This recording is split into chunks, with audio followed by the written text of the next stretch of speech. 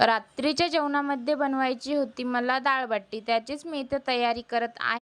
तुम्ही पाहू शकता मी सर्वप्रथम डाळ लावून घेतली, सोबत भात पण लावला आणि डाळ होते तोपर्यंत मी इथं फोडणीचं वरण बनवायचं होतं म्हणून फोडणीचं साहित्य तयार करून घेतलं. लगेचच डाळ झाली की वरण पण फोडणी घालून घेतलं.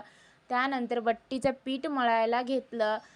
गव्हाचं पीठ, ओवा, जिरं, बेसन घालायचं मोहन घालायचे, गरम तेलाचं रवा टाकायचा आणि छान घट्ट डो मळून घ्यायचा आणि साईडला 15-20 मिनिटं ठेवायचा. त्यानंतर थोडासा पिठाचा गोळा घेतला आणि छान असा गोल तयार करून घेतला. त्याच्यामध्ये तेल घालायचं आणि अशा हळू साहाय्याने हाताने आपल्याला छान अशा घड्या पाडून घ्यायच्या. जास्त काय त्याच्या प्रेस करायचं नाही, नाहीतर ते बट्ट्या छान होत नाहीत.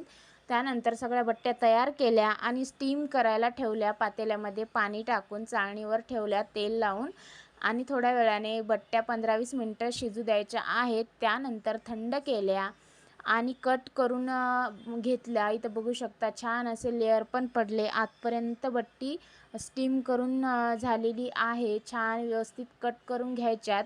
माझ्या सगळ्या बट्ट्या मी इथं कट करून घेतल्या. बट्ट्या कट करायला ठेवल्या होत्या आणि लगेचच गरम तेल पण केलं मी कढाईमध्ये आणि सगळ्या बट्ट्या गोल्डन ब्राऊन होईपर्यंत छान अशा तळून घेतल्या. बाकीच्या पण माझ्या सगळ्या बट्ट्या तयार झालेल्या आहेत तळून.